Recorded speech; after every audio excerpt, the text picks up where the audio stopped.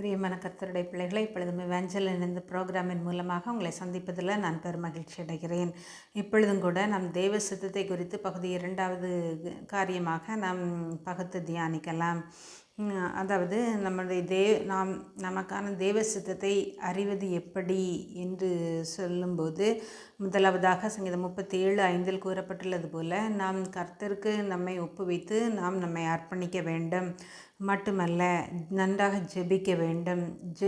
ஜெபத்தின் மூலமாக மாத்திரமே நாம் கர்த்தருடைய சித்தத்தை அறியலாம்.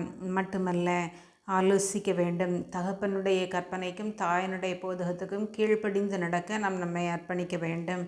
மட்டுமல்ல, நாம் கர்த்தருக்காக காத்திருக்க வேண்டும் என்று நம் தேவ சித்தத்தை அறியலாம். பிரியமான கர்த்தருடைய பிள்ளைகளை, தேவ சித்தம் செய்வதன் பலன் என்ன என்று பார்க்கும் பொழுது, தேவ சித்தம் செய்கிறவர்கள் அவரோடுள்ள உறவில் வளர்வார்கள் என்று வேதம் நமக்கு கற்பிக்கிறது. மட்டுமல்ல, காலத்தை பிரயோஜனப்படுத்தி கொள்வார்கள் என்று நாம் அறிகிறோம். மட்டுமல்ல, தேவ சித்தம் செய்பவர்கள் தங்களுடைய ஜெபத்திற்கான பதிலை பெற்றுக்கொள்வார்கள்.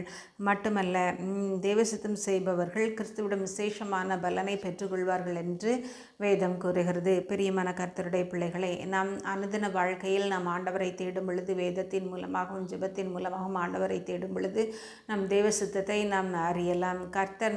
கர்த்தருடைய ஆவியானவர் நம்முடைய இருதயங்களில் வேத வசனங்களின் மூலமாக பேசுகிறார் என்பதை நாம் அறிகிறோம். பிரியமான கர்த்தருடைய பிள்ளைகளை, ஆகையால் நீங்கள் மதியற்றவர்களாயிராமல் கர்த்தருடைய சித்தம் என்னதென்பதை நீங்கள் பகுத்தறிந்து கொள்ள வேண்டும் என்று வேதம் நமக்கு வலியுறுத்துகிறது. எபேசியர் 5:1-7 இதை நாம் காண்கிறோம்.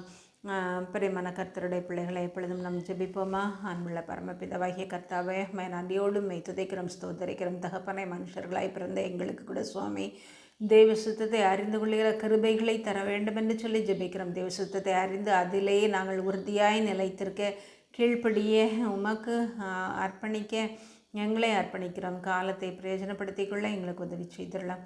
தொடர்ந்து காத்துக்கொள்ளுங்க, வழி நடத்துங்க. இயேசுவின் நாமத்தில் ஜெபிக்கிறேன் நல்ல பிதாவே, ஆமேன்.